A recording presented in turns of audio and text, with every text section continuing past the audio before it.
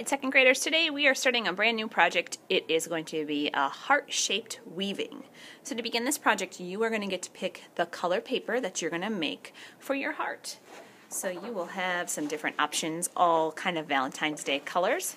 I am going to start by folding this big piece of paper I have in half, like a birthday card.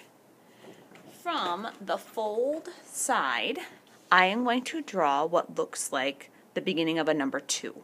So fold side is the important side to start on. I'm not starting on the side that has loose papers. I'm going to start from that crease and I'm going to draw up.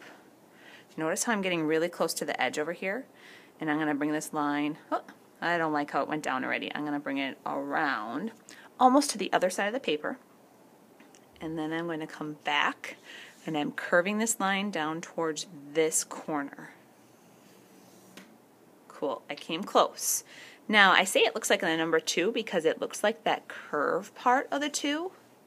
I just didn't draw that straight line because it's right here, it's the paper edge.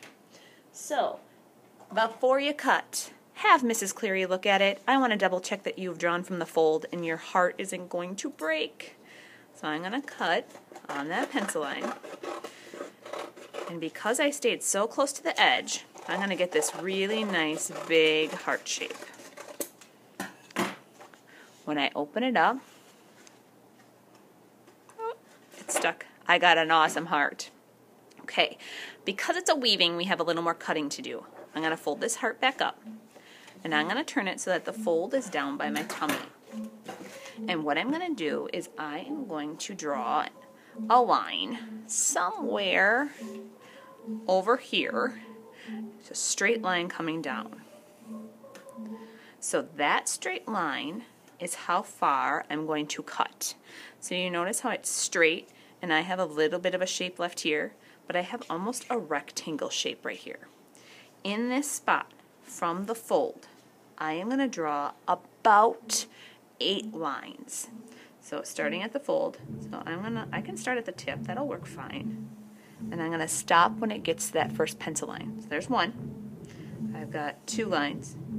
3, 4, 5.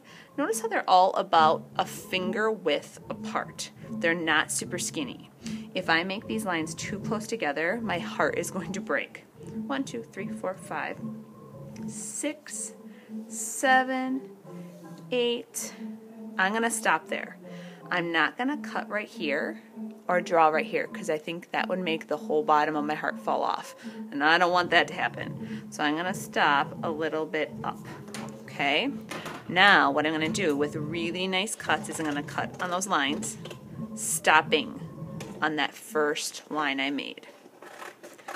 2, 3, 4, 5, 6, 7, 8. Okay. If I have those cuts done right, when I open it up, I'm going to have a bunch of slits to weave from. Oh, I didn't know if that would happen or not. So my heart kind of broke a little bit up there. I probably shouldn't have started that line at the tip. Not a big deal. I'm just going to leave it. I'll be able to glue that at the end. So at your tables, I have passed out many different kinds of painted papers.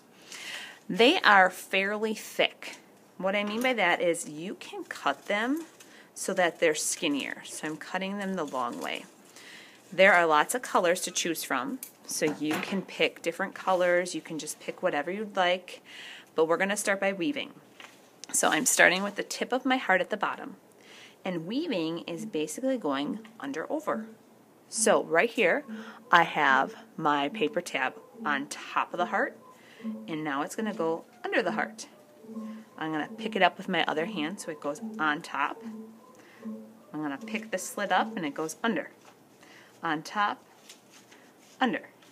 On top, under. So I'm just picking up these little tabs that I cut. And I'm going to slide this up, and it's got some stuff hanging on the edges. I'm just going to leave that for now. I'm going to tap that and slide it all as far over as I can get it. And I'm going to pick another paper. At your tables, you also have some printed stamped papers that you can use as well. Again, you would have to cut them long and skinny, like as skinny as one of your fingers.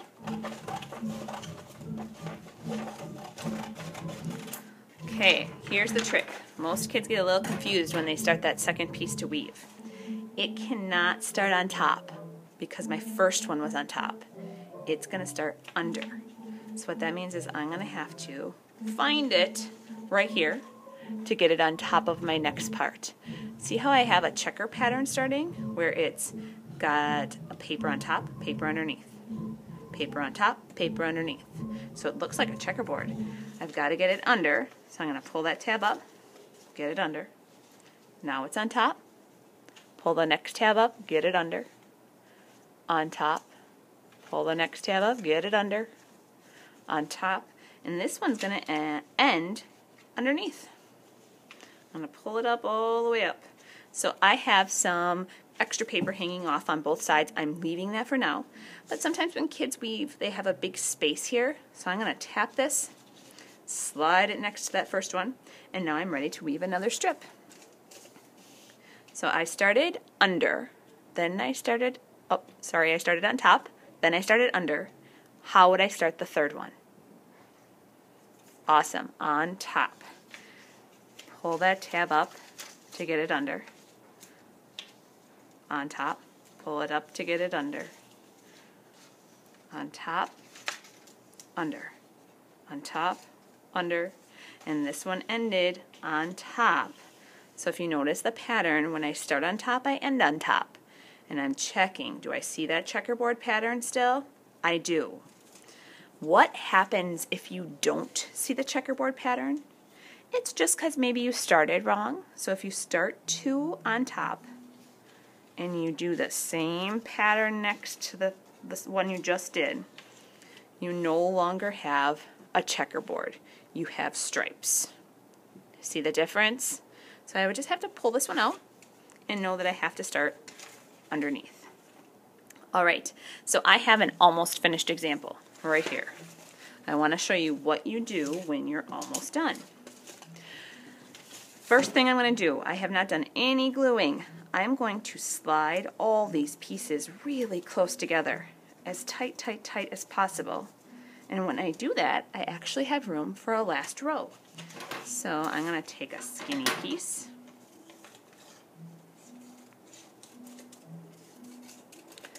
And with my pattern, this one was under, so this one's going to be on top. This last row is the trickiest. It gets really tight. You don't want to pull hard or your paper's going to rip.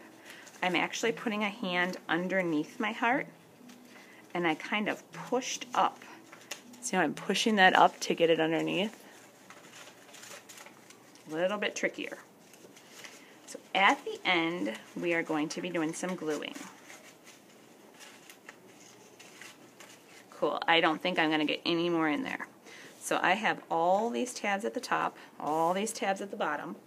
I am going to glue my tabs down.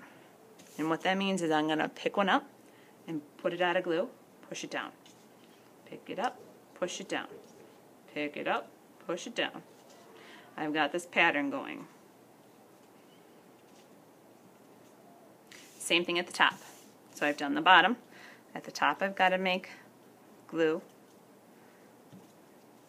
So lots of kids forget this next step. I've glued the top, the front.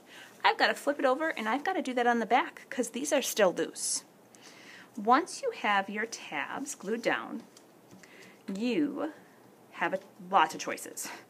Some kids like the way this looks with all these papers hanging out. Kind of adds a cool effect and some extra texture onto your project. If you would like to trim off those pieces, you could do that.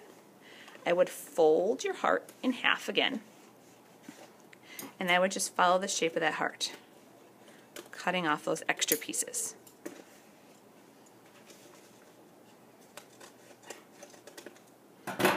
That makes it a little bit cleaner. Not that it's nicer, but it's just a different look. You are going to have some extra space on the sides. If you want to use the scraps and make something with them, you could do that. X and O is kind of about Valentine's Day. X's and O's mean hugs and kisses. You could make some heart shapes. You could spell out something. You could just make a pattern of shape designs. Or you can leave it blank. Totally up to you what you would like to do with those extra spaces. When you're finished, they are going to go on the back counter to dry.